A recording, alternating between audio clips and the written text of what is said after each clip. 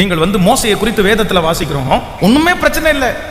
ஆண்டவர் அவனை அழைத்தார், வேறு பிரித்தார், ஜனங்கள் மேல அவனுக்கு ரொம்ப அன்பு இருந்துச்சு, தன்னுடைய சொந்த ஜனங்களை அவன் ரொம்ப நேசித்தான். ஆனா ஒரு காலகட்டம் வரும்போது இந்த ஜனங்கள் வணங்கா கழுத்துள்ள ஜனங்கள் என்று கர்த்தர் கண்டுபிடிச்சு, வேணாம் மோசே, இந்த ஜனங்களை அழிச்சிடுற, என்னை விட்டுரு அப்படின்னு சொல்லும் போது, இல்ல இல்ல இல்ல இல்ல ஆண்டவரே, கண்டிப்பா இந்த ஜனத்தை அழிக்கிறதா இருந்தா என் பேரை வேண்டும் என்றால் கிறுக்கி போடும், நான் இந்த ஜனங்களை அழிக்கிறதுக்கு விட மாட்டேன் அப்படின்னு சொல்லி தன்னுடைய பேரை கிறுக்கி போட்டா கூட பரவாயில்ல, ஜனங்களை விடுதலை ஆக்கணும்னு அந்த பாவியான ஜனங்களுக்காக ஆண்டவரை விட இரக்கம் காமிச்சிட்டான்.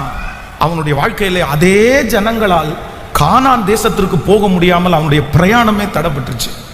அதனால இரக்க குணம் ரொம்ப முக்கியம். ஆனா உங்களுடைய வாழ்க்கையிலே இரக்க குணம் ஆண்டவருடைய கோபத்திற்கு ஆளாயிடக்கூடாது.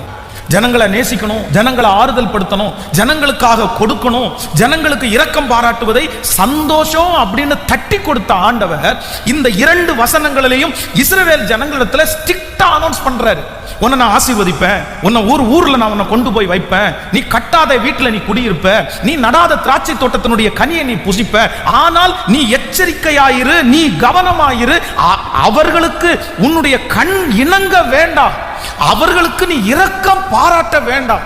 ரொம்ப ஸ்ட்ராங்கா ஆண்டவர் சொல்றாரு, நீ அவங்கள பாரபட்சம் பார்க்காத, நீ அவங்களுக்கு இறங்காத அப்படின்னு ஸ்ட்ரிக்டா ஆண்டவர் சொல்றாரு.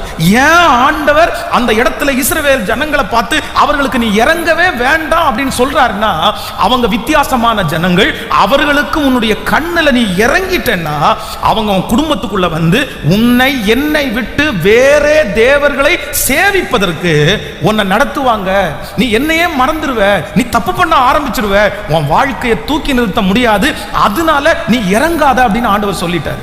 அப்போ சில மனிதர்களுக்கு நீங்கள் பரிதாபப்படுவீர்களே ஆனால், சில குடும்பங்களுக்கு நீங்கள் பரிதாபப்படுவீர்களே ஆனால், அவர்கள் வேற ஒன்னும் செய்ய மாட்டாங்க, ஆண்டவரை விட்டு உங்களை தூரத்துல கொண்டு போய் நிறுத்துவாங்க. இன்னைக்கு நிறைய பேர் மனிதர்கள் மேல் பட்ட பரிதாபங்கள் எப்படி முடிஞ்சிருக்கு அப்படின்னு சொன்னா, ஆண்டவரை மறக்க பண்ணிருச்சு.